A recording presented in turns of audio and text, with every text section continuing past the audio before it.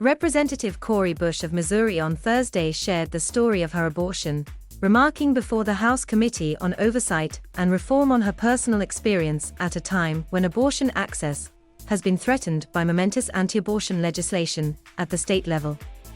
In the summer of 1994, I was a young girl, all of 17 years old, and had just graduated high school, Bush said as she opened her testimony. Like so many black girls during that time, I was obsessed with fashion and gold jewelry and how I physically showed up in the world. Bush said she was very lost around that time.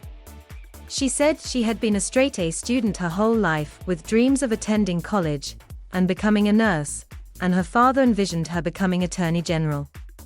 But high school had been difficult for her, she said, because of discrimination and bullying.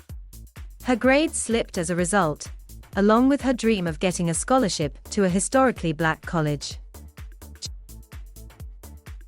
That summer, I was just happy I passed my classes and finished high school, Bush said. Around that time, she went on a church trip with friends to Jackson, Mississippi. During the trip, she said she met an older man around 20 years old. Bush and the man flirted and talked on the phone. He asked to come over to her room, she said. Bush was with a friend and said he could come by, imagining that we would talk and laugh like we had done over the phone. Hours passed and her friend had gone to bed by the time the man came over. The next thing I knew, he was on top of me, messing with my clothes and not saying anything at all, Bush said.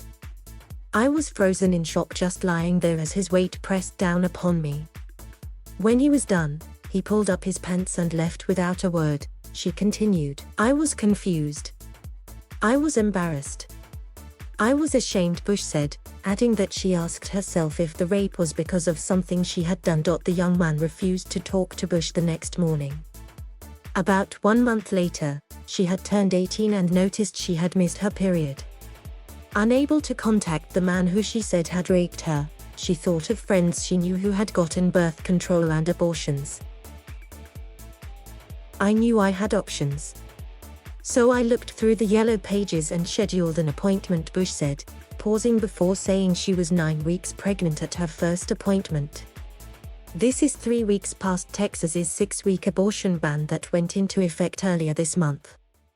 How could I, at 18 years old and barely scraping by, support a child on my own? Bush said she thought at the time.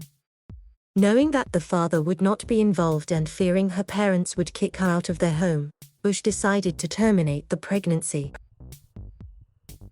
My abortion happened on a Saturday, she went on. A few other people were in the clinic that day, including one other young black girl. Bush recalled overhearing clinic staff talking about this black girl destroying her life because that's what they do. They being black girls like us, Bush said.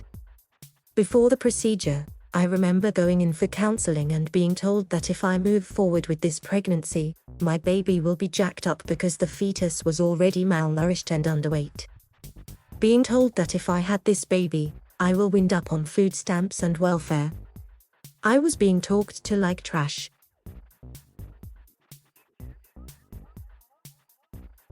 Thank you for watching. Please subscribe.